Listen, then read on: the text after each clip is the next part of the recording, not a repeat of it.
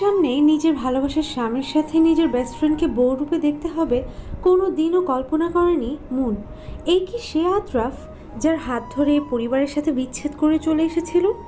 এত ভালোবাসা কই গেল আদ্রাফের? শুধুমাত্র একটা বাচ্চার জন্যই কি সব?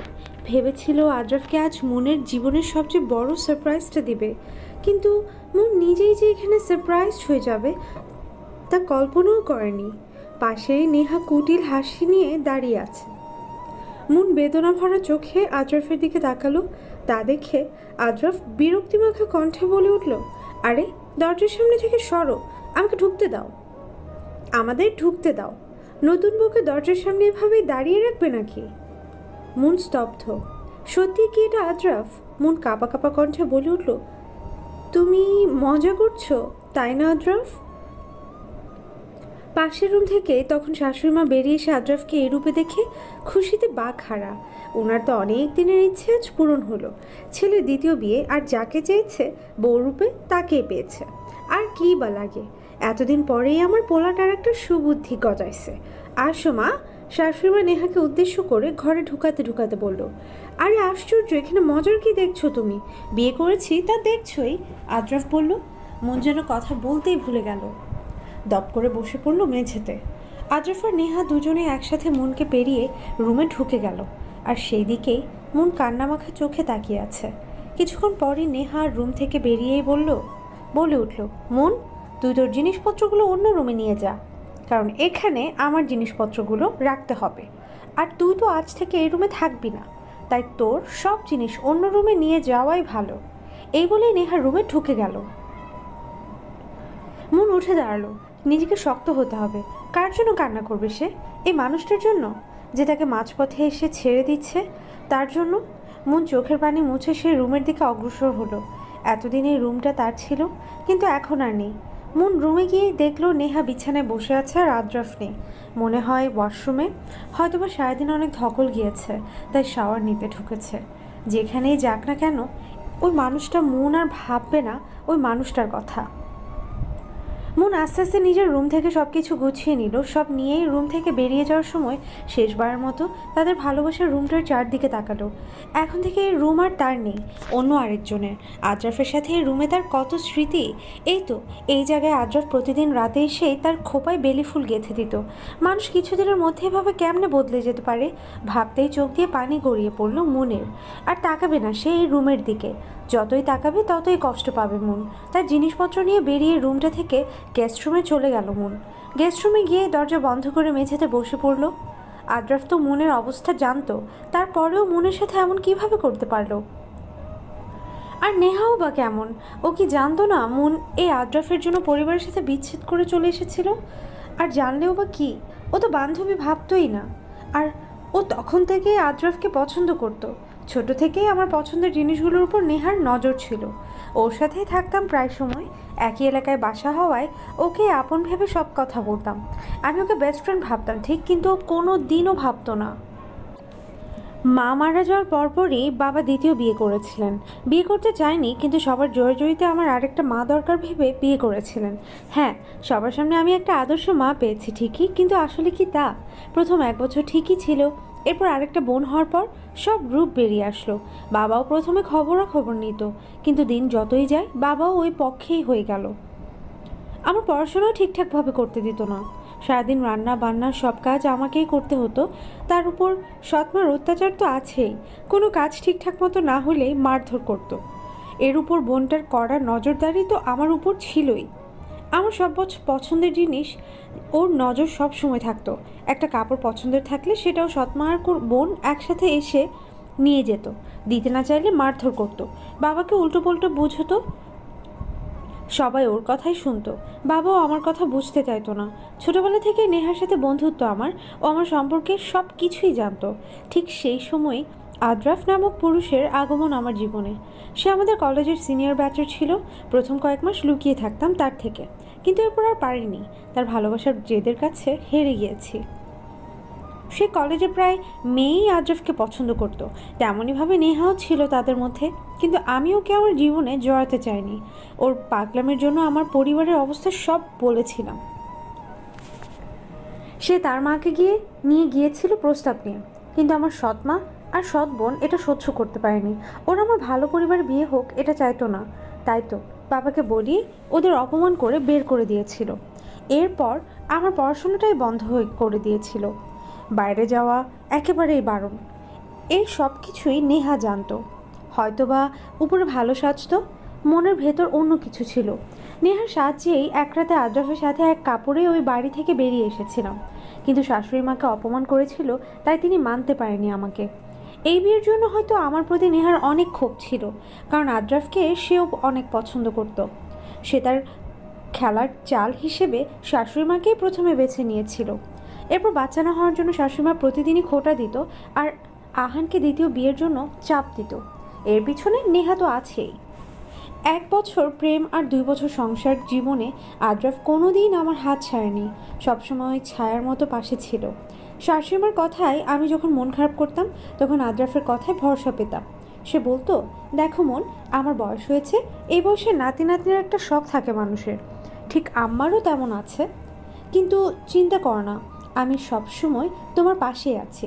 বাচ্চা আল্লাহ যখন চাইবে তখনই দিবেন, কিন্তু ওনারা মুরব্বী মানুষ, এটা বোঝালেও বুঝতে চাইবে না। এই দেখো, এই হাতটা ধরেছি ছাড়ার জন্য নয়, আজীবন একসাথে থাকবো আমরা। তখনের কথাটা আজ কোথায় গেল আদ্রাফের? অন্তত আজকের দিনটা হলেও অপেক্ষা করতে পারলো না সে। কিছুদিন ধরেই সে বাসায় দেরিতে দেরিতে ফিরত, কথা বলতো না ঠিকঠাক। এসব ভাবতে ভাবতেই চোখ ভিজে এলো মনের। আদ্রাফ ওয়াশরুম থেকে বেরিয়ে রুমের দিকে তাকাতেই কি যেন ফাঁকা ফাঁকা মনে হলো। কাপড় নেওয়ার জন্য আলমারির কাছে যেতেই দেখতে পেল ওখানে মনের কাপড়ের জায়গায় নেহা কাপড় রাখছে। আদ্রাফ নেহাকে উদ্দেশ্য করে বলল, এখানে তো মনের কাপড় ছিল, ওগুলো কোথায়? আর তুমি বা আমাদের আলমারিতে কাপড় কেন রাখছো?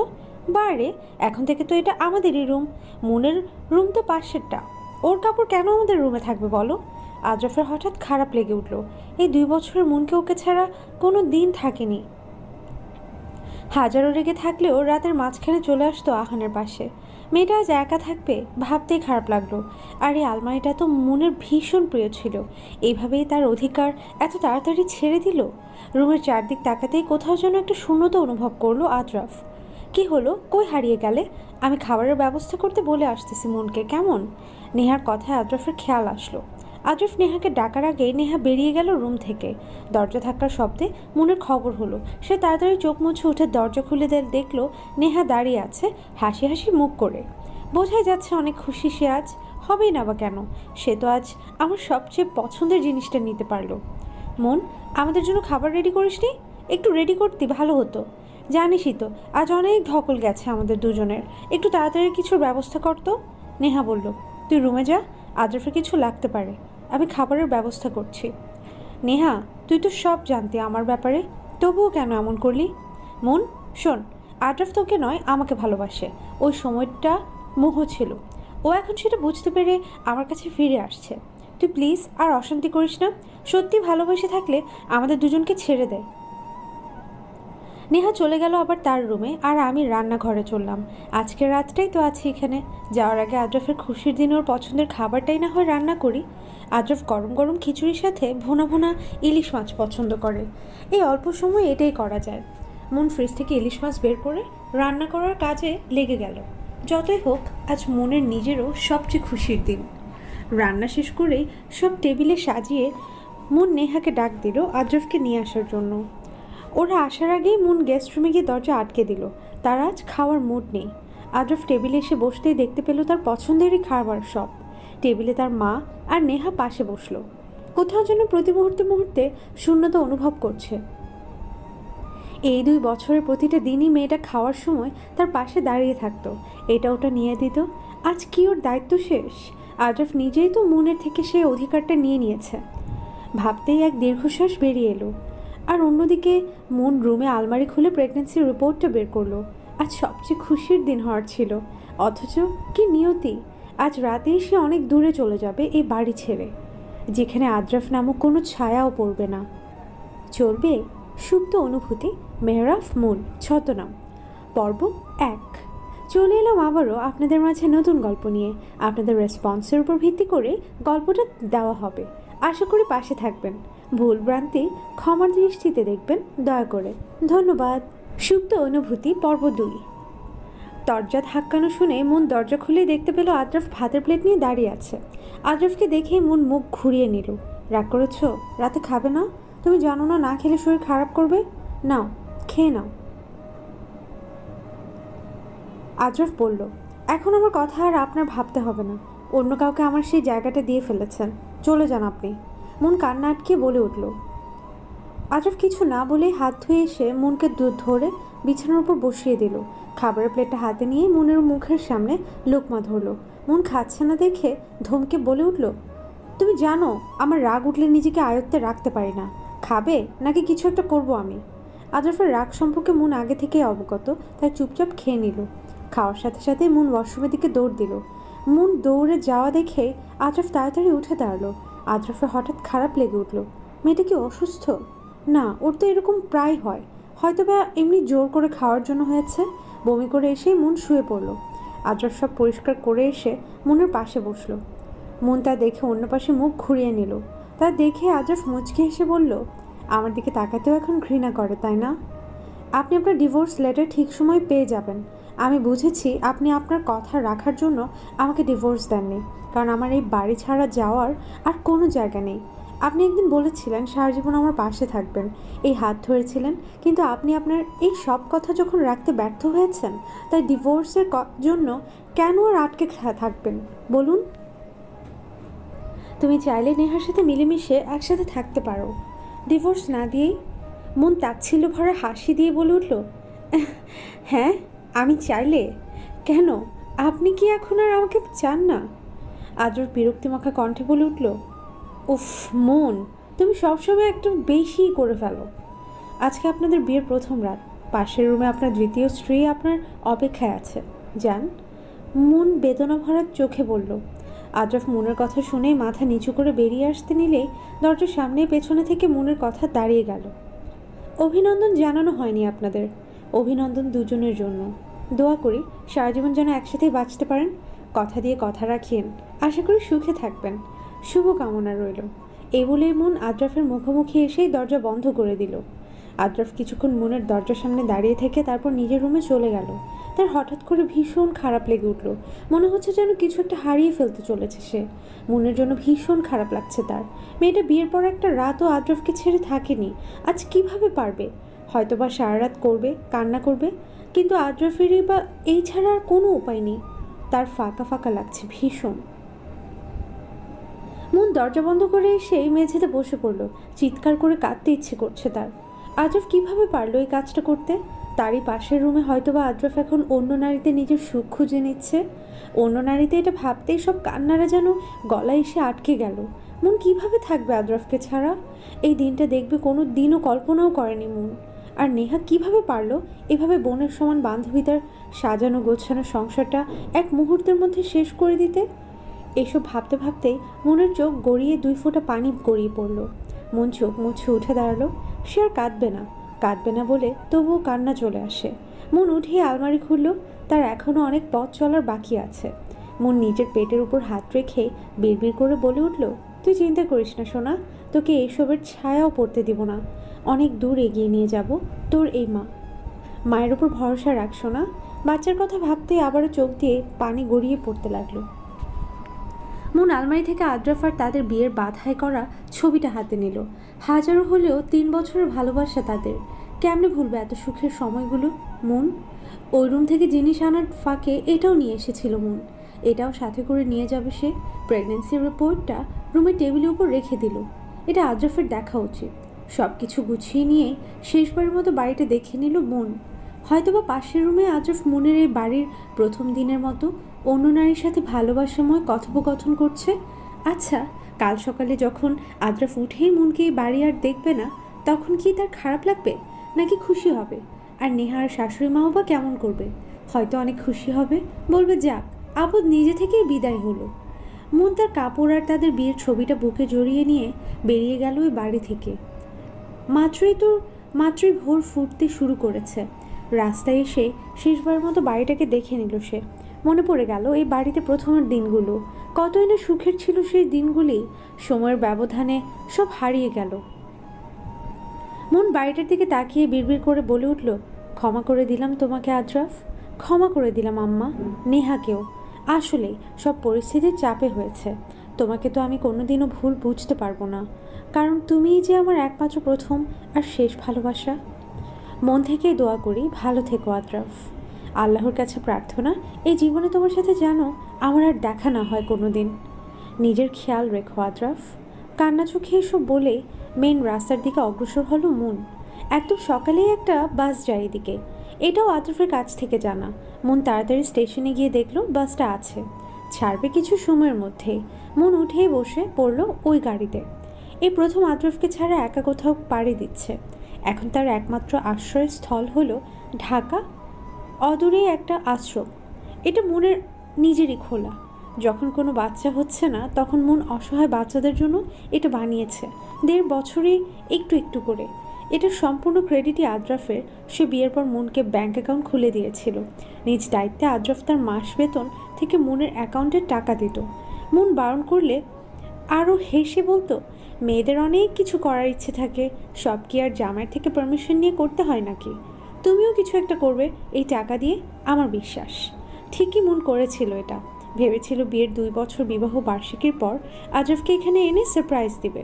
আর এতগুলো বাচ্চা যখন আদ্রাফ মনকে মা বাবা ডাকবে তখন তাদের আর কোনো কিছুই অপূর্ণ মনে হবে না। এটা ঠিকই করেছিল, কিন্তু আদ্রাফকে তার আর সারপ্রাইজ দেওয়া হলো না। এখন থেকে ওই আশ্রমেই মুনের বাড়ি। মুন এইসব ভাবতে ভাবতেই চলন্ত বাসের জানালা দিয়ে বাইরে তাকিয়েই তার প্রিয় জায়গাটা শেষবারের মতো দেখে নিল। সকালে উঠেই আদ্রাফ স্বভাব অনুযায়ী তার ডান পাশে তাকালো, তাকিয়ে দেখলো জায়গাটা খালি। প্রতিদিনই এই জায়গায় মুনের মুখটা দেখা তার অভ্যাসে পরিণত হয়েছিল। তার হঠাৎ করেই বুকটা চিনচিন করে উঠল। ফাঁকা ফাঁকা লাগছিল রুমটা। নেহা এসে আদ্রাফের সামনে হাঁপাতে লাগলো। আদ্রাফকে মন নেই বলতে আদ্রাফ তাড়াতাড়ি করে উঠে সে রুমে গেল। রুমে গিয়েই টেবিলের উপর চোখ পড়তে থমকে গেল। আদ্রাফ রিপোর্টটা নিয়েই মেঝেতে ধপ করে বসে পড়ল। খুব বড় কিছু হারিয়ে ফেলছে মনে হচ্ছে আদ্রাফের। মন এভাবেই তাকে ছেড়ে চলে যাবে ভাবিনি আদ্রাফ, কখনোই ভাবিনি। চলবে ইনশাআল্লাহ। সুপ্ত অনুভূতি, মেহরাফ মন ছদ্মনাম, পর্ব 3। আদ্রাফের রুমটাতে ঢুকেই স্তব্ধ হয়ে গেল। টেবিলের উপরে মনের প্রেগন্যান্সির রিপোর্টটা ছলছল করে উঠল। ওইটা হাতে নিয়ে মেঝেতে ধপ করে বসে পড়ল। হঠাৎ করে বুকটা মোচড় দিয়ে উঠল। সব কিছুই যেন ফাঁকা ফাঁকা লাগছে। মনে ভাবে আদ্রাফকে ফেলে চলে যাবে তা কোনোদিন কল্পনাও করেনি। অবশ্যই এটাই তো চেয়েছিল আদ্রাফ, যাতে মন তাকে ঘৃণা করে ফেলে চলে যায়। তবুও কি যেন নাই নাই মনে হচ্ছে। মেয়েটা কই গেল? এই জীবনে মেয়েটার তো আপনজন কেউই নেই। মনের সাথে সাথে তার অস্তিত্বকেই হারিয়ে ফেলল আদ্রাফ। এই সময় মেয়েদের পাশে তার সব আপনজন থাকে, কিন্তু কি দুর্ভাগ্য মনের, মেয়েটার পাশে কেউ নেই আর একা হয়ে পড়েছে আরও। মনের কথা ভাবতেই চোখ দিয়ে 2 ফোঁটা পানি গড়িয়ে পড়ল। পুরুষ মানুষের নাকি কাঁদতে নেই, কে বলেছে এই কথা? কষ্ট পেলে ঠিকই কান্না আসে, তাদের মনেও তো ঠিকই কষ্ট পায়। আজ তার অস্তিত্বকে সে হারিয়ে ফেলল, কিন্তু এটা ছাড়াও যে আর কোনো উপায় ছিল না আদ্রাফের। সে তো চায়নি মনকে হারাতে। নিয়তি তো বড়ই নিষ্ঠুর। আদ্রাফ রিপোর্ট নিয়ে রুমে গিয়ে দরজা বন্ধ করে দিল। আর ওর যাওয়ার পানে নেহা একদৃষ্টিতে তাকিয়ে থাকলো। নিয়তি এমন কেন? মনের আশ্রমে পৌঁছাতে পৌঁছাতে প্রায় দুপুর ঘনিয়ে এলো। এই জায়গাটা শহর থেকে একটু দূরে, একটু নীরবই বলা যায়। মন আশ্রমের গেট দিয়ে ঢুকতেই প্রায় 20-25টা বাচ্চা মনের দিকে এগিয়ে এলো। বাচ্চাগুলো মন মা বলে হাঁক ছেড়ে দৌড়ে জড়িয়ে ধরলো মনকে। মনকে একে একে সব বাচ্চা নালিশ দিতে লাগলো।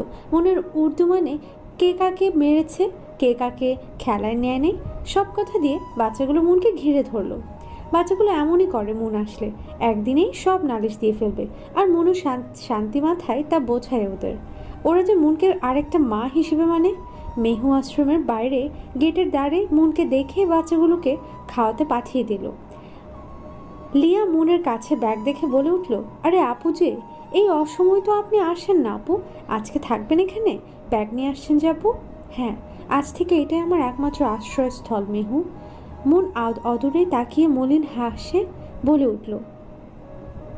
লিয়া কিছু বুঝতে না পেরে মনের দিকে জিজ্ঞাসা দৃষ্টিতে তাকিয়ে রইল। মন তার চাহনি দেখে বলে উঠল, পরে বলবো সব, এখন আমাকে কি এখানেই দাঁড়িয়ে রাখবে লিয়া? লিয়া তো শুনেই লজ্জায় কুঁকড়ে গেল। তাড়াতাড়ি মনের কাছ থেকে ব্যাগ নিয়ে বলে উঠল, আসেন আপু, লিয়া মেয়েটার কেউ নেই, ভার্সিটিতে পড়াকালীন মেয়েটার সাথে পরিচয় মুনের। বাবা মা কেউই নেই, ছোট থেকে আশ্রমে বড় হয়েছিল। এরপর 2-3টে টিউশন করে একটা হোস্টেলে থাকতো। মুন যখন অনার্স ফাইনাল দিবে তখন লিয়া মাত্রই অনার্স ফার্স্ট ইয়ারে অ্যাডমিট হয়েছিল। একই কলেজে হওয়ার সুবাদে আদ্রাফও চিনত লিয়াকে মুনের জন্য। আদ্রাফকেও ভীষণ সম্মান করতো লিয়া, ভাইয়ের মতো করে। আর আদ্রাফ বোনের মতো লিয়াকে স্নেহ করত। তাদের সম্পর্কটাও ভাই বোনের মতো অনেক সুন্দর ছিল। তখন থেকে একটু আধটু কথা বলতে বলতে তাদের মধ্যে বোনের মতো একটা সম্পর্ক এসে গিয়েছিল। ভীষণ ভালো মনের মেয়েটা। এরপর মনের বিয়ে হয়ে যাওয়ার পরও লিয়ার সাথে যোগাযোগ ছিল, কিন্তু আদ্রাফের ব্যস্ততার কারণে ওর সাথে আর হয়নি। মুন যখন আশ্রম খুললো তখন লিয়াকে বলল এই ব্যাপারে। লিয়াও রাজি হয়ে গেল। এরপর আশ্রমে দেখাশোনা সব লিয়াই করতো।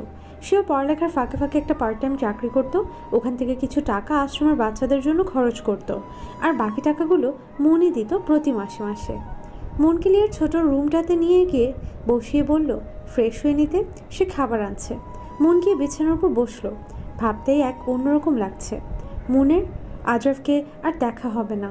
প্রতিদিন আদ্রাফ অফিস থেকে এসে মনের খোপায় বেলি গুজে দিবে না। আদ্রাফের কাছে আর কোনো কিছুর আবদার করতে পারবে না। আজকের পর প্রতিটা রাতই আদ্রাফকে ছাড়া থাকতে হবে। আজকের পর আর কেউ তার অভিমান ভাঙাতে আসবে না। সে কি আদ্রাফকে কোনোদিন ভুলতে পারবে? তার এখনও মনে হচ্ছে আদ্রাফ তাকে ভালোবাসে, না হলে কাল রাতে খাবার আনতো না। মন একটা মলিন হাসি দিয়ে আপন মনে বিড়বিড় করে উঠল, হয়তো এতদিনের মায়াটা ভুলতে পারেনি। কি হবে তার বাবুর? সে কি তার বাবুকে বাঁচাতে পারবে এই সব কিছু থেকে? এসব ভাবতে ভাবতেই সব কান্নার জন্য গলায় এসে আটকে গেল। মাথাটা ভার হয়ে আসছে, গা গুলিয়ে উঠল। সে মুখ চেপে ধরে ওয়াশরুমের দিকে ছুট লাগালো। লিয়া খাবার নিয়ে এসেই দেখতে পেল মুন ওয়াশরুমের দরজায় হেলান দিয়ে বসে আছে, আর চোখ দিয়ে পানি পড়ছে। মুখটা কেমন জানি ফোলা ফোলা লাগছে। লিয়া দৌড়ে এসে মুনের কাছে এসে বসে পড়ল। আপু, কি হলো আপনার? মুন লিয়ার দিকে তাকিয়ে লিয়াকে জড়িয়ে ধরে ডুকরে কেঁদে উঠল। আমার নিয়তিটা এমন নিষ্ঠুর কেন হলো বোন? সব কিছু শুনে লিয়া স্তব্ধ হয়ে গেল। সে ভাবেনি আদ্রাফ এমন। আদ্রাফ কেন এমন করলো মুন আপুর সাথে? তার নিজেরও এখন ভীষণ খারাপ লাগছে মুনের জন্য। সেই দিনটা বাচ্চাদের সাথে হাসি খুশিভাবে কেটে গেল মুনের। রাতে মুন শোয়ার বিছানা গুছাতেই দেখলো লিয়া মাথা নিচু করে হাত কচলে ওর সামনে এসে দাঁড়ালো। কি লিয়া, শুবে না? আসো, মুন বলল। আসলে আপু। লিয়া নিচের দিকে তাকিয়ে হাত কচলাতে লাগলো। মুন লিয়ার সামনে এসে মুচকি এসে বলল, হ্যাঁ বলো, কিছু কি বলতে চাও? আপু, আশ্রমের বাচ্চাদের খাবার প্রায় শেষের পথে। আমি আপনাকে কল করতে চেয়েছিলাম, কিন্তু দেখি আপনি চলে এসেছেন। আর কয়েকদিনে হবে মাত্র খাবারগুলো। আপনি এই অবস্থায় খারাপ লাগছে ভীষণ। লিয়া মাথা নিচু করে বলে উঠল, আরে টেনশন করিও না, আপু আছি না। তুমি শুধু এই দিকের দেখাশোনা ভালো করে করবে। আমি কালই চাকরির খোঁজে বের হব। সার্টিফিকেট নিয়ে আসছি আমি। মন মুচকে এসে বলল। কিন্তু আপু, আপনি এই অবস্থায় চাকরি? লিয়া বলল। আরে সমস্যা নেই, দেখি কি হয়। তুমি শো এখন। বাচ্চারা শুয়ে পড়েছে? জি আপু। দুজনই শোয়ার পরে মন ওই পাশে ফিরেই কেঁদে উঠল। তার নিয়তিটা এমন হবে ভাবেও নি। যতই লিয়ার সামনে মেয়েটার টেনশন কমানোর জন্য শক্ত থাকুক না কেন, ভেতরে ভেতরে সে যে গুড়িয়ে যাচ্ছে একদম। কই খুঁজবে সে চাকরি? আর এখন বা কোনো মতে চলে গেলেও 5-6 মাসের সময় কি করবে সে? ঘুম যেন ধরাই দিচ্ছে না এসব ভাবতে ভাবতে। কি করবে সে? কেমন করে আশ্রমটা চালিয়ে নেবে মন?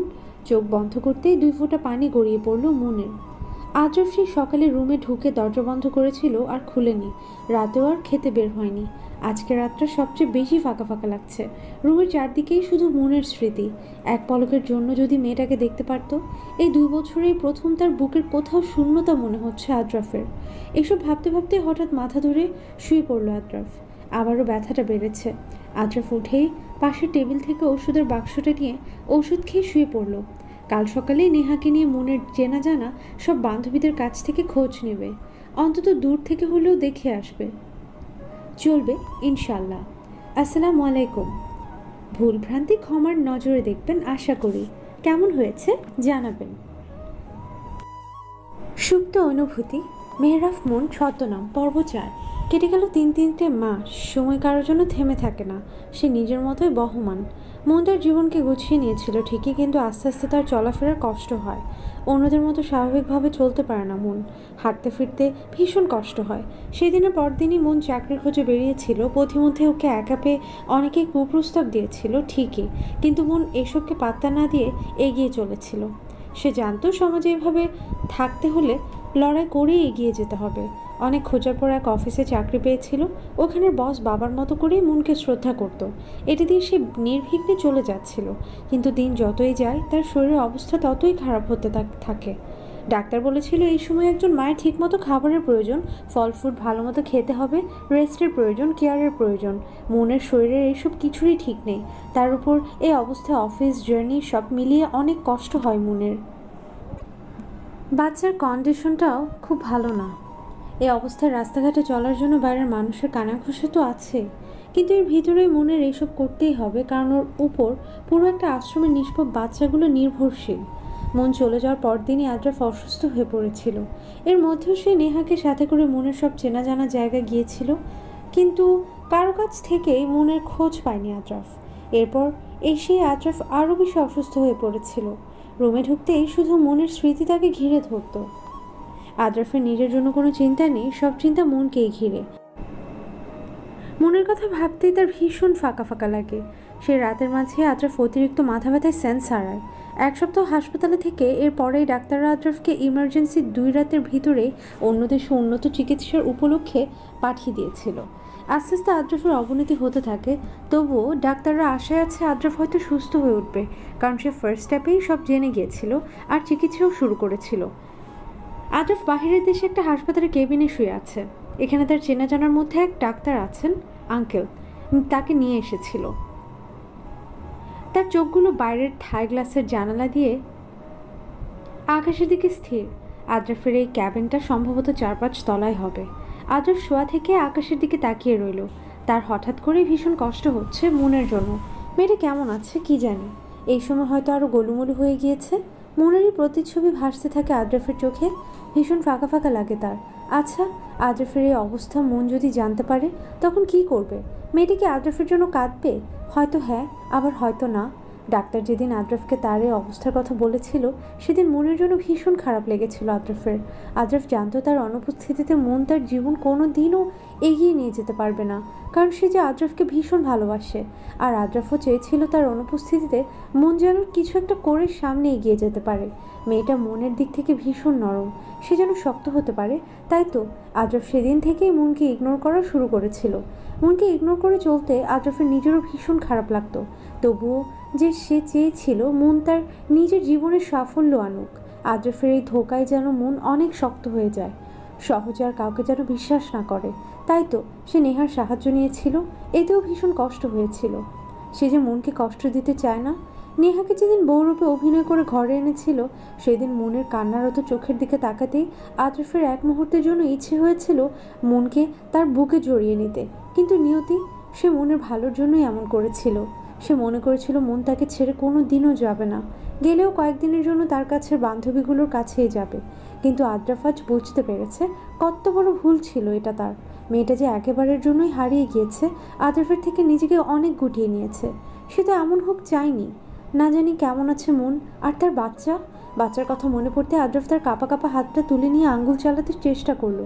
ভীষণ দুর্বল লাগে, তবুও চেষ্টা করে। গুনে দেখলো আজ 6 মাস হবে হয়তো মনের। সে নিজেও হাসপাতালে আছে আজ 3টা মাস।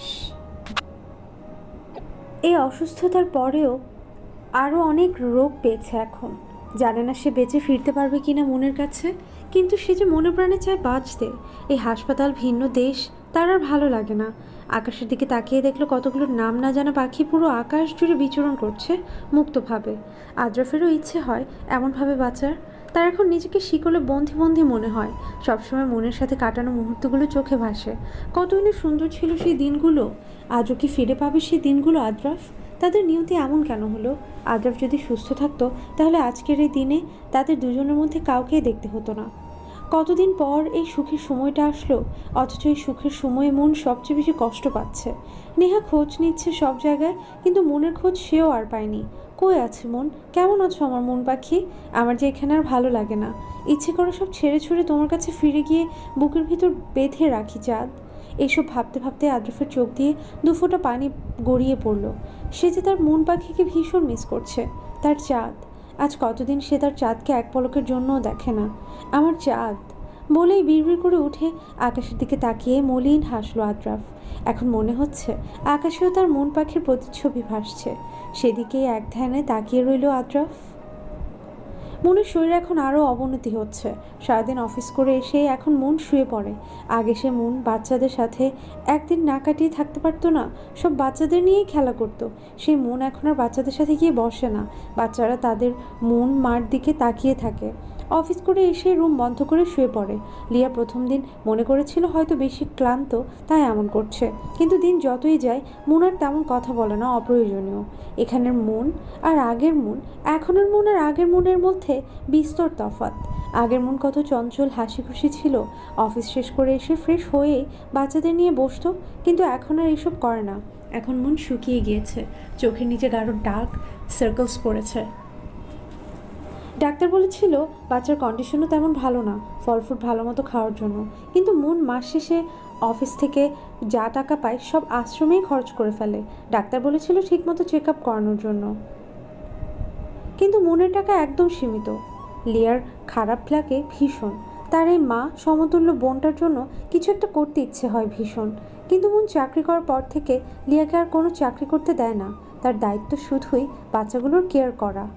মন যতদিন আছে ততদিন লিয়াকে কোনো কষ্টই করতে দিবে না, এটা মনের কথা। তবুও চিন্তা হয় তার, মন আপুর বাচ্চাটার কন্ডিশন ভালো না।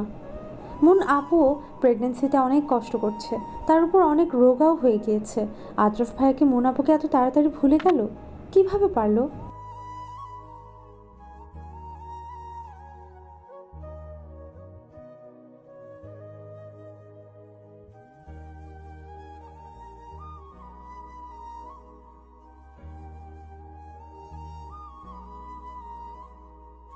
সুপ্ত অনুভূতি, মেহরাফ মন, ছতনায়, পর্ব 5। মাস তিনেক পেরিয়ে গেছে। সেদিন এক বৃষ্টিস্নাত সতেজ গোধূলি বিকেল, মন মাতানো বৃষ্টি নেমেছে। বৃষ্টির সময় হাত দিয়ে বৃষ্টির পানি ছোঁয়া মনের অভ্যাস। সদ্য বৃষ্টির পানিতে ধুয়ে পরিষ্কার হয়ে যাওয়া পিচ ঢালা কালো রাস্তাটা চকচক করছে অবিরাম।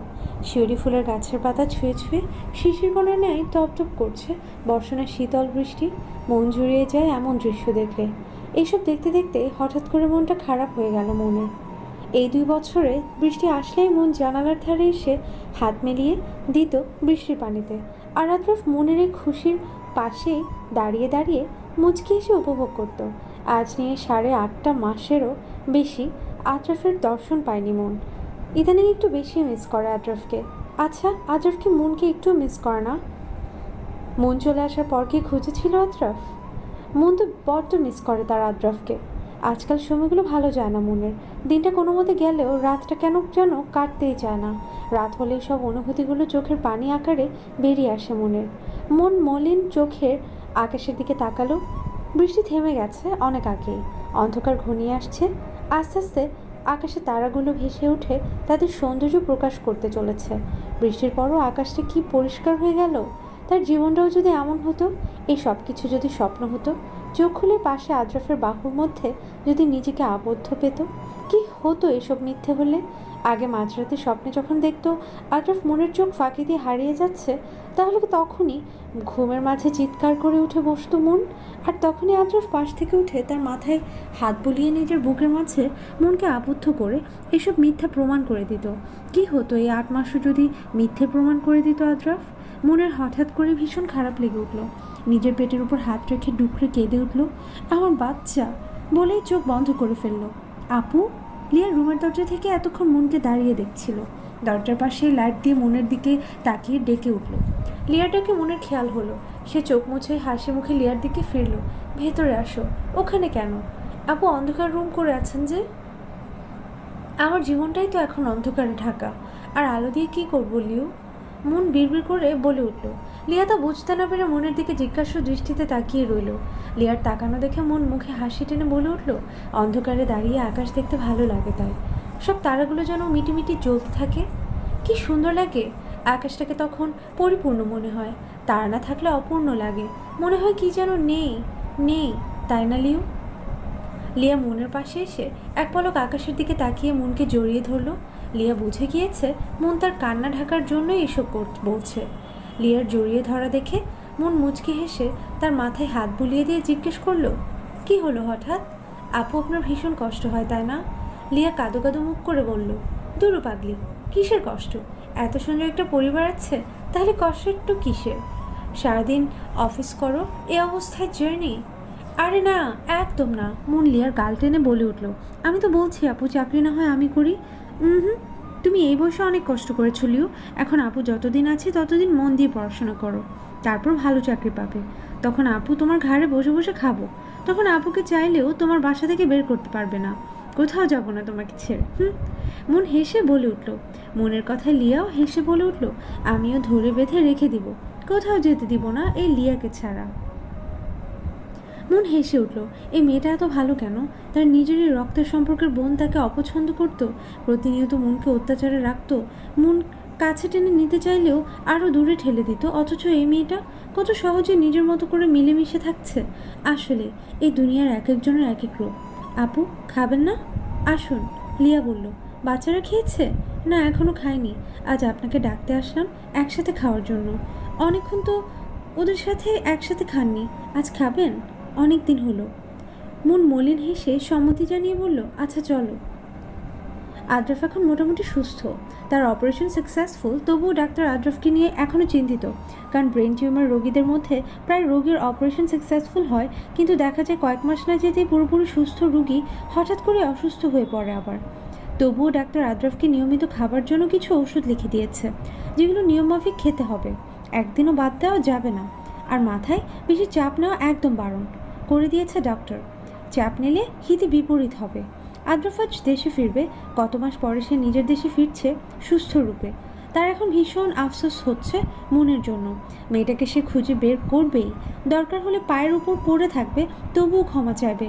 আদ্রাফের বিশ্বাস মন কোনোদিন তার থেকে মুখ ঘুরিয়ে থাকতে পারবে না। নিজের বাড়িতে ঢুকেই মায়ের সাথে কথা বলে নিজের রুমে ঢুকতেই একটু অদ্ভুত শিহরণ বয়ে গেল মনের মধ্যে।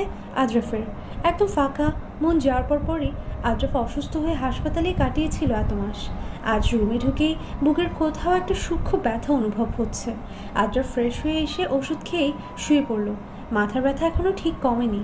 আদ্রাফ শুয়েই বিড়বিড় করে উঠল, আমি ফিরে এসেছি মন পাখি, তবে খুঁজে বের করবই আমি।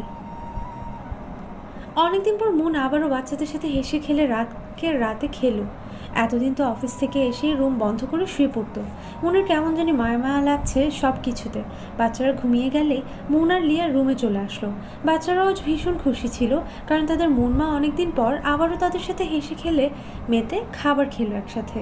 লিয়াও ভীষণ খুশি এর জন্য। মনের মুখে অনেকদিন পর সত্যিকারের হাসি দেখেছে সে, কিন্তু মনের ভেতরে ভীষণ খারাপ লাগছে। সব দুর্বলতা যেন ঘিরে ধরতে চাইছে, চোখগুলো ঝাপসা হয়ে আসছে বারবার। কেন জানি ভীষণ কান্না পাচ্ছে তার। আদ্রাফকে একবারের জন্য হলেও দেখার ইচ্ছে হচ্ছে, অন্তত মানুষটা ভালো আছে কিনা তা যদি দেখতে পারতো মন। বুকের কোথাও ভীষণ ব্যথা হচ্ছে। মনের এত মাসের মধ্যে আজকে বেশি মনে পড়ছে আদ্রাফকে। বড্ড ইচ্ছে হচ্ছে আদ্রাফ সব ছেড়ে ছুঁড়ে মনকে যেন এসে বলুক, মন পাখি, এই সব কিছুই মিথ্যে ছিল। এই আদ্রাফের হৃদয়ের কুঠুরিতে তো শুধুই তার চাঁদ ছিল, আছে আর থাকবেও। তোমার নাম আমার হৃদয়ে কোদাই করা চাঁদ। মনও তখন এই 8 মাসে সব কিছু ভুলে আদ্রাফের বুকে ঝাঁপিয়ে পড়তো, আর আদ্রাফও মুচকি হেসে মনকে তার বুকে আগলে নিত। এসব ভাবতেই মনের ঠোঁটের কোণায় মুচকি হাসির রেখা দেখা দিল। লিয়া মনের পাশে এসে শুয়ে পড়তেই মনও শুয়ে পড়ল।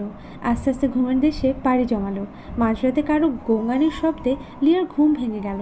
সে পাশ ফিরিয়ে দেখতে পেল মন গোঙাচ্ছে। মন এক হাতে বিছানার চাদর খামছে ধরে, অন্য হাতে লিয়াকে ডাকার চেষ্টা চালাচ্ছে।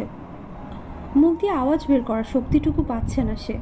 লিয়া উঠে বিছানার দিকে তাকাতেই স্তব্ধ হয়ে গেল। লিয়া একটি মেয়ে এত রাতে কী করবে তা ভেবে পাচ্ছে না। তবুও এত কিছুর মাঝে তার একমাত্র একটিই চিন্তা, মুনকে হসপিটালে নিয়ে যেতে হবে যত দ্রুতই সম্ভব। লিয়ার উপায় না পেয়ে মুনকে ওই অবস্থায় রেখে দ্রুত বেরিয়ে গেল। এই মাঝরাতে কোনো গাড়িও তেমন নেই, কী করবে লিয়া তা ভেবে পাচ্ছে না। অবশেষে অনেক কষ্ট করে একটা গাড়ি পেয়েছে, ওইটা করেই মুনকে হাসপাতালে নিয়ে গেল লিয়া। হাসপাতালে মনের কন্ডিশন দেখে ডাক্তাররা ইমার্জেন্সি অপারেশন থিয়েটারে নিয়ে গেল। মুনকে নিয়ে যাওয়ার পথে লিয়া তার হাত ধরে রেখেছিল। থিয়েটারে মনকে ঢুকে নেওয়ার পরপরই ডাক্তাররা সব কিছু শুরু করে দিল। মনের কি আর আজরাফের হাতের বেলি ফুলের মালা মাথায় গুঁজে হবে না? আর কি কোনোদিন আজরাফের কাছে কিছু আবদার করা হবে না? আর কি কোনোদিন একসাথে চন্দ্রবিলাস করা হবে না? শেষবারের মতো আজরাফের মুখচ্ছবি তার চোখের সামনে ভেসে উঠতেই মনের কান্নারত মুখে ঠোঁটের কোণায় এক চিলতে হাসি দেখা গেল। ভালো থেকো আজরাফ, ভীষণ ভালোবাসি বলে মন বিড়বিড় করে উঠল। চোখ বন্ধ অবস্থায় দুই চোখ দিয়ে পানি গড়িয়ে পড়ল মনের। চলবে ইনশাল্লাহ। সুপ্ত অনুভূতি, মেহরাফ মন ছদ্মনাম, পর্ব 6। সাদা কাপড়ে মোড়ানো মৃত দেহটির দিকে এক দৃষ্টিতে তাকিয়ে রইল লিয়া। সে ভাবেওনি মন এভাবে তাকে ছেড়ে না ফেরার দেশে চলে যাবে। লিয়া এক নজর তার কোলে থাকা বাচ্চাটার দিকে তাকিয়ে চোখ ফিরিয়ে পাশেই মনের মৃত দেহটির দিকে তাকিয়ে ডুকরে কেঁদে উঠল। বাচ্চাটি কি সুন্দর করে লিয়ার দিকে তাকিয়ে আছে। আজ যদি মন বেঁচে থাকতো তাহলে এই দিনটা সবচেয়ে বেশি খুশির দিন হতো। মন আর আদ্রাফের চেহারা নিয়েই বাচ্চাটার চেহারা। মনের মেয়ে হয়েছে, মনের ইচ্ছে ছিল তার প্রথম সন্তান যেন মেয়ে হয়। কতই না কষ্ট পেয়ে না ফেরার দেশে চলে গেল মনের কন্ডিশন ভালো না থেকে 8 মাসেই ডাক্তাররা রিস্ক নিয়ে অপারেশন শুরু করে দিয়েছিলেন। ডাক্তার থিয়েটার থেকে বের হয়ে লিয়ার হাতে মেয়েটাকে তুলে দিল। লিয়া মনের কথা জিজ্ঞেস করতে তার চোখ আটকে গেল মনের নিথর দেহটির দিকে। মেয়েটা কী ভাগ্য, সবার জন্য কতই না কষ্ট করেছিল, অথচ মেয়েদের এই মা হওয়ার সুখের সময়টাতেই হারিয়ে গেল। এইসব ভাবতেই ডুকরে কেঁদে উঠল। সকাল হয়ে গিয়েছে অনেক আগেই। অ্যাম্বুলেন্সটি আশ্রমের গেট দিয়ে ঢোকাতেই সব বাচ্চারা ছুটে আসলো। মনের দেহটি বের করতেই তারা থমকে গেল। কথা ছিল মুন মা তাদের জন্য আরেকটা সঙ্গী আনবেন। তাদের বিশ্বাস করতে কষ্ট হচ্ছে তাদের মুন মার কোনোদিন আসবে না, খেলবেও না। মনের সব কার্য সম্পন্ন হওয়ার পর লিয়া বাচ্চাটাকে নিয়ে রুমে ঢুকলো। সে বুঝছে না কিভাবে তার মুনাপুরের শেষ অস্তিত্বকে রাখবে। অবশ্য ডাক্তাররা সব বুঝিয়েও দিয়েছে, তবুও একটা ভয় আছে। মা ছাড়া বাচ্চার একটা এক্সট্রা কেয়ারের কথা বলে দিয়েছে ওরা। লিয়ার রুমে ঢুকতে একরকম শূন্যতা অনুভব করলো। কালকেও তার আপু এখানে ছিল, কালকে রাতেও কতই না হাসি খুশি ছিল। কি নিস্তব্ধ হয়ে আছে রুমটা। এই রুমটাই তার আর মন আপুর কত হাসি খুশির সাক্ষী। এখন একেবারে সব কিছু থেকে মুক্তি নিয়ে পাড়ি জমালো না ফেরার দেশে। আর কোনোদিন আসবে না তার মন আপু। এসে লিউ বলে আর কোনোদিন ডাকবে না। বাচ্চাটাকে কোল থেকে নামিয়ে বিছানার উপর রাখলো। কি সুন্দর করে ঘুমিয়ে আছে। আজ এই জায়গায় মুন আপু থাকলে কি করতো। লিয়ার দু চোখ বেয়ে পানি গড়িয়ে পড়ল। লিয়া উঠে আলমারির সামনে গেল। আলমারি খুলে মনের কাপড় চোপড়গুলো নেড়ে দেখছিল। হঠাৎ একটা দুইটা দিকে চোখ পড়ল লিয়ার। লিয়া খুব যত্ন সহকারে চিঠিগুলো নিল।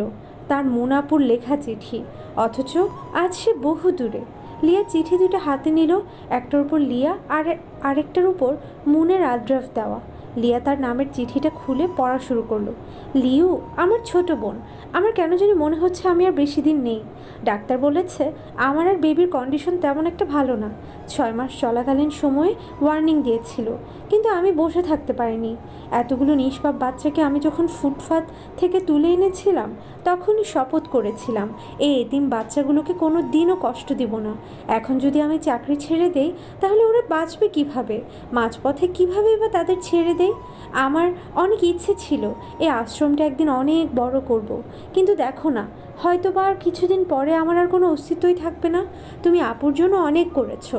যদি কখনো আমি না থাকি তাহলে আশ্রমটাকে নিজের মতো করে গুছিয়ে নিও। তুমি একবার বলেছিলে না আমি হঠাৎ করে এত চেঞ্জ কেন হয়ে গিয়েছি? এটার উত্তর কি জানো? ওই দিন আমি চেক আপের জন্য গিয়েছিলাম। ডাক্তার বলেছিল আমার মেয়ে হবে, আমি মেয়ের মা হব।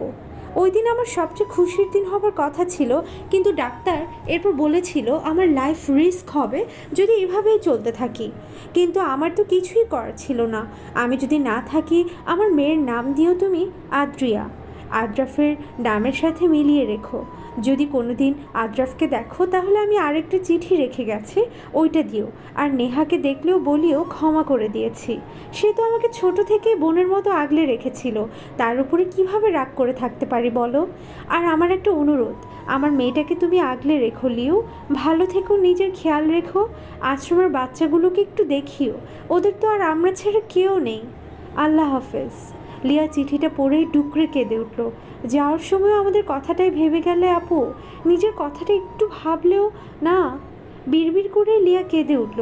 লিয়া বিছানার দিকে এগিয়ে গিয়ে বাচ্চাটির মাথায় হাত বুলিয়ে কান্নারত মুখে মলিন হেসে বলে উঠল, আদ্রিয়া, মুন আপুর আদ্রিয়া। আদ্রাফ যেখানেই পারে মনকে খুঁজতে থাকে, কিন্তু আফসোস মনের চিহ্নও পায় না কোথাও। অপরাধবোধ প্রতিনিয়ত ঘিরে ধরে তাকে। দিনকাল আর ভালো লাগে না তার। এই সব কিছু থেকে আদ্রাফকে একমাত্র তার মন পাখিই বের করতে পারবে। কিন্তু তার মন পাখির খোঁজ কোথায় পাবে সে? তার যে মন পাখিকে ছাড়া চলতে ভীষণ কষ্ট হচ্ছে। ইদানিং মাথা ব্যথাটা আবার উঠে তার। আদ্রাফ ভাবে বেশি চাপের ফলে হয়তো এমন হচ্ছে।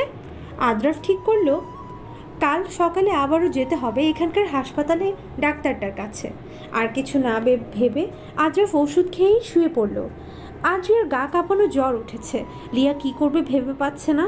এত ছোট বাচ্চার এত জ্বর, এমনিতে মা ছাড়া তার উপর এমন জ্বর। লিয়া ওই রাতেই হাসপাতালের উদ্দেশ্যে বেরিয়ে পড়ল। ওখানে গিয়ে আদ্রিয়াকে ডাক্তাররা ভর্তি করিয়ে ফেলল, কারণ অবস্থা খারাপ আদ্রিয়ার। লিয়ার তো ভীষণ কান্না পাচ্ছে এই ভেবে যে তার মন আপুরা অস্তিত্বকে সে ভালোভাবে সামলে রাখতে পারছে না। আদ্রাফ সকালে উঠেই ফ্রেশ হয়ে টেবিলে বসতেই তার মা এসে নাস্তা দিয়েই বলল, যত তাড়াতাড়ি পারিস মনকে ঘরে নিয়ে আয় বাবা, আমার যে আর ভালো লাগে না এই ঘরে, দম বন্ধ বন্ধ লাগে। আদ্রাফ এক দৃষ্টিতে তাকিয়ে তার মাকে হ্যাঁ বোধক সম্মতি জানিয়ে বেরিয়ে পড়ল হাসপাতালে যাওয়ার উদ্দেশ্যে। যেতে যেতেই ভাবে এতদিনে বুঝতে পারল মা মন কী জিনিস ছিল। আদ্রাফ হাসপাতালে পৌঁছে গাড়ি পার্ক করে ঢোকার গেটেই লিয়াকে দেখতে পেল। আদ্রাফ দ্রুত হেঁটে লিয়ার কাছাকাছি গিয়ে ডাক দিল। লিয়ার হঠাৎ মনে হলো তার নাম ধরে কেউ ডাকছে, কিন্তু এখানে তো লিয়ার চেনা জানা কেউ নেই। তাই সে ভ্রম ভেবে পা বাড়াতে নিলে আবারও সে ডাক। লিয়া পেছন ফিরেই এতদিনে তার আদ্রাফ ভাইয়াকে দেখে থমকে গেল। মানুষটা অন্যরকম হয়ে গিয়েছে। চোখের নিচে গাঢ় কালো দাগ, চুলগুলো উস্কো ফুস্কো, মনে হচ্ছে যেন অনেক দিন দাড়ি কাটেনি।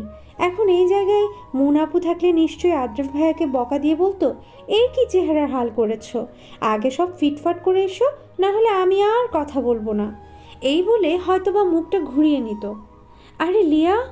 আদ্রাফের পরপর কয়েকবার ডাকে লিয়ার খেয়াল হলো। লিয়া এক নজর আদ্রাফের দিকে তাকিয়ে আবারও পা বাড়াতে নিলে আদ্রাফ তার পথ আটকে ধরল। কথা বলবে না ভাইয়ার সাথে? আচ্ছা রাগ করেছো খবর নিতে পারিনি বলে?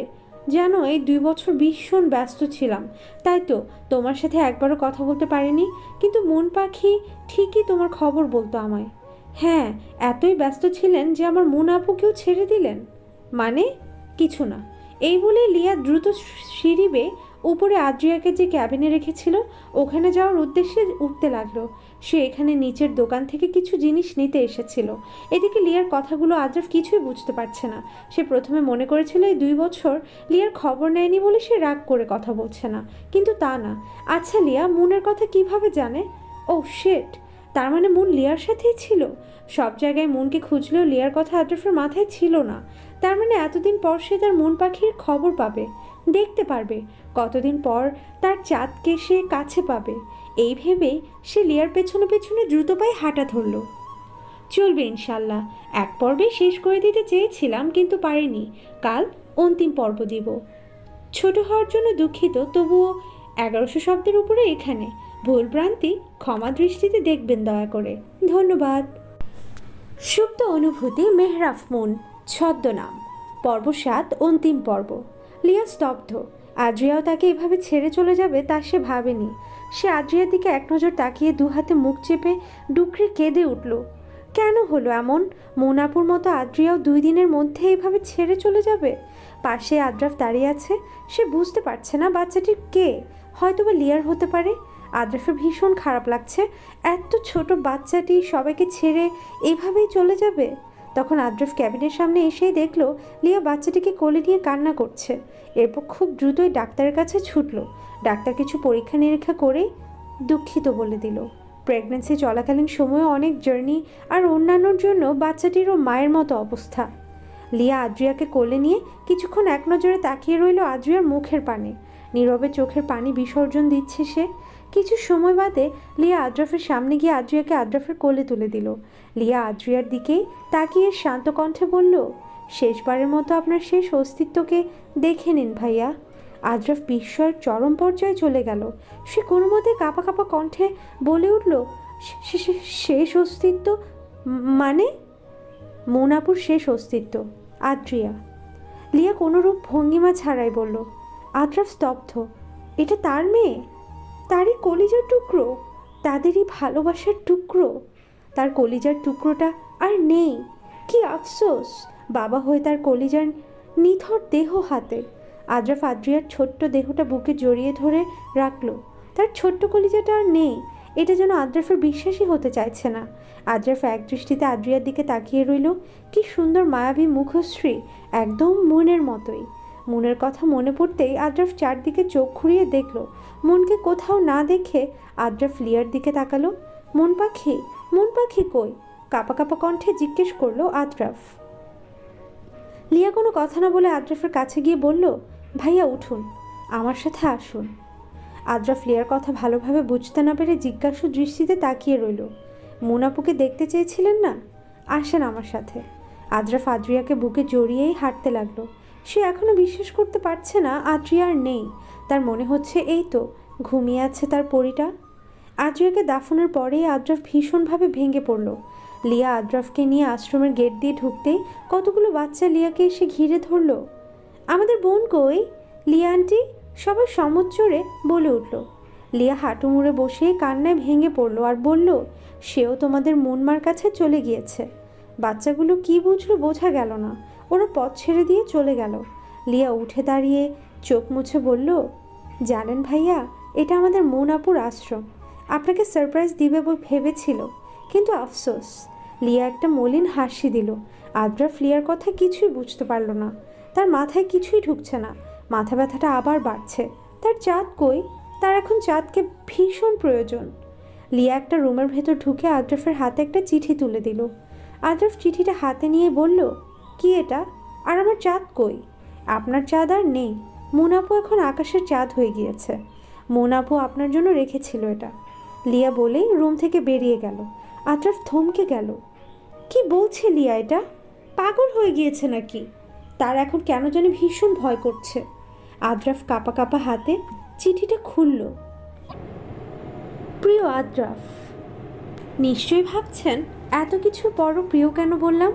তাই তো, আমি আপনাকে কোনোদিন ভুল ভাবিনি আর ভাববও না। সব কিছুর পরেও আপনি আমার প্রিয়ই থাকবেন, অন্তত এই 3 বছরের জন্য হলেও। আপনার সাথে কাটানো এই 3টা বছর আমার জীবনের সেরা দিন ছিল। অনেক দিন আপনাকে ভুলে থাকতে চেয়েছিলাম, কিন্তু আমি বরাবরই ব্যর্থ আদ্রাফ। আপনাকে আমি এক মুহূর্তের জন্যও ভুলতে পারিনি। তাই তো আজ অনেক দিন পর এসে চিঠি লিখতে বসলাম, কারণ কেন জানি মনে হচ্ছে আমি আর আপনার সাথে সেই সুখের দিনগুলোর মতো আর কোনো সময় পাবো না। আপনি হয়তো বা ভালোই আছেন, তাই আর আলাদা করে জিজ্ঞেস করেননি। জানেন, ডাক্তার বলেছেন আমার একটা ফুটফুটে মেয়ে হবে। আমি তো সেই খুশি হয়েছি খবরটা শুনে, কিন্তু এরপর বলেছেন এভাবেই যদি চলতে থাকি তাহলে আমার রিস্ক আছে। কিন্তু কি করব বলেন? আমি এত মাসুম বাচ্চাগুলোর মা হয়েছি মাঝপথে ওদের ছেড়ে দেওয়ার জন্য না, নাকি? আমি যদি চাকরি না করি তাহলে তারা কিভাবে চলবে? আচ্ছা, এসব বাদ দেন, বেশি কথা হয়ে যাচ্ছে। অনেক দিন আপনার সাথে কথা হয়নি, তাই ইচ্ছে করছে ডায়েরি নিয়ে সব লিখে ফেলি। আচ্ছা, আপনার কি আমাকে মনে পড়ে আদ্রাফ? আমার ভীষণ মনে পড়ে আপনাকে। আমার হৃদয়ে যে শুধুই আপনার নাম খোদাই করা, মনের আদ্রাফ। জানেন, আমি আমাদের মেয়ের জন্য একটা নাম ঠিক করেছি, সেটা হলো আদ্রিয়া। নামটা সুন্দর না? আপনার আদ্রাফের সাথে মিল রেখে এই নামটা। আজকে ভীষণ দুর্বলতা গ্রাস করেছে, ঝাপসা ঝাপসা লাগছে সব। ইদানিং বাচ্চাগুলোর সাথেও তেমন কথা বলতে ইচ্ছে হয় না। তারা তো বেজায় রাগ, কারণ তাদের মন মানা কি তাদের আর দেখতে পারে না। আচ্ছা, বলতে ভুলে গিয়েছিলাম, এই আশ্রমটা করার পিছনে পুরো ক্রেডিট কিন্তু আপনার, ফারহান আদ্রাফের উর্ফে মনের আদ্রাফের। ভেবেছিলাম এই আশ্রমটা করার কয়েকদিন পর আমাদের বিবাহ বার্ষিকীতে আপনাকে সারপ্রাইজ দিব। যখন বাচ্চাগুলো দেখবেন তখন আমাদের মধ্যে আর অপূর্ণতা লাগবে না। অনেক বেশি বলে ফেলেছি আজ। ইদানিং যেদিকেই তাকায় আপনার প্রতিচ্ছবি ভাসে চোখের সামনে, তাই লিখছি। ইদানিং ইচ্ছে করে সব ছেড়ে ছুড়ে আপনার কাছে গিয়ে আপনার বুকের উপর ঝাঁপিয়ে পড়ি।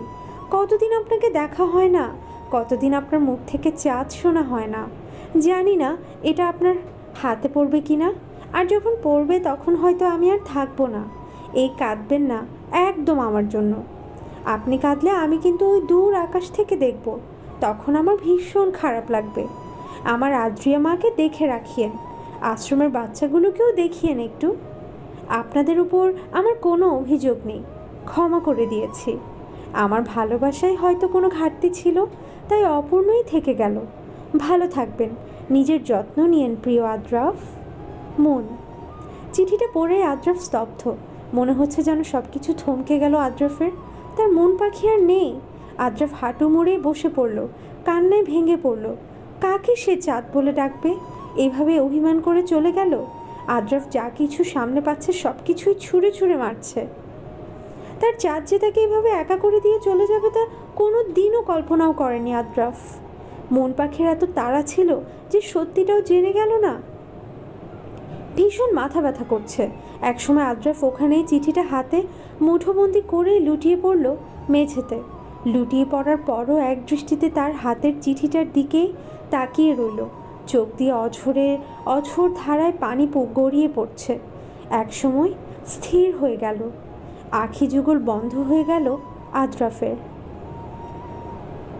কেটে গেল একটি বছর। সময় নিজ ধাপে বহমান, কারো জন্যই থেমে থাকে না। লিয়া দাঁড়িয়ে আছে আদ্রাফ, মন আর আদ্রিয়ার কবর থেকে একটু দূরে। সেদিন আদ্রাফ চিঠিটা পড়েই সেন্স হারিয়ে ফেলেছিল। ডাক্তাররা তাকে বেশি চাপ নিতে বারণ করেছিল, কারণ কিছুদিন আগেই তার অপারেশন হয়েছে। অবস্থা খারাপ দেখে সাথে সাথে হাসপাতালে অ্যাডমিট করা হয়েছিল আদ্রাফকে। সে রাতেই সেসব ছেড়ে তার মন পাখির কাছে পাড়ি জমায়। এত ভালোবাসা তাদের দুজনের মধ্যে, অথচ কেউ কারোটা জানতো না। দুজন দুজনকে দুমেরু থেকেই ভালোবেসে গিয়েছিল। লিয়ার চোখ গড়িয়ে পানি পড়ছে। অদূরে ওদের কবরের সামনে লিয়ার স্বামী শুভ্র দাঁড়িয়ে জিয়ারত করছে। লিয়ার স্বামী এসে ডাক দিতেই লিয়া ফিরল। শুভ্র মুচকি হেসে বলল, মোনাপু আর আদ্রাফ ভাইয়ার ভালোবাসা খাঁটি বলেই ওরা একজনের কাছ থেকে আরেকজন আলাদা থাকতে পারেনি। দেখো কি সুন্দর ঘুমিয়ে আছে তিনজনই একসাথে। মন, আদ্রাফ, এই দুটো নরনারীর ভালোবাসা মানে বুঝিয়ে দিয়ে গেছে। ভালোবাসা হচ্ছে আফসোস, ভালোবাসা হচ্ছে দীর্ঘশ্বাস, ভালোবাসা মানে অপূর্ণতা, ভালোবাসা মানেই মন, আদ্রাফ। সবার ভালোবাসা পূর্ণতা পায় না, তেমন মন আদ্রাফেরটাও পায়নি। হয়তোবা নিয়তি সহায় হয়নি, তাই তো দুজন দু প্রান্ত থেকে এত ভালোবাসার পরও পূর্ণতা পেল না। Love that means L equal to lakes of sorrow, দুঃখের সাগর। O equals to ocean of tears, অশ্রুর মহাসাগর। ভি ভ্যালি অফ ডেথ, মৃত্যুর উপত্যকা। ই এন্ড অফ লাইফ, জীবন শেষ, সমাপ্ত। আসসালামু আলাইকুম। সম্পূর্ণ গল্পটাতে যারা সাপোর্ট দিয়েছেন তাদের জন্য অসংখ্য ভালোবাসা। কেমন হয়েছে জানাবেন প্লিজ। আমার অনুসারে গল্পটার এন্ডিং এভাবেই সুন্দর। দেখা হবে খুব তাড়াতাড়ি নতুন কোনো গল্পে, ইনশাল্লাহ। ভালো থাকবেন সবাই, ধন্যবাদ।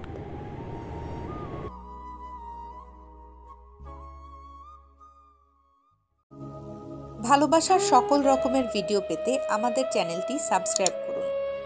আমাদের ভিডিও সবার আগে দেখার জন্য বেল বাটনটিতে ক্লিক করুন। আপনাদের ভালোবাসার গল্পগুলো আমাদের কাছে লিখে পাঠান, আমরা তা হাজারো মানুষের কাছে পৌঁছে দেব।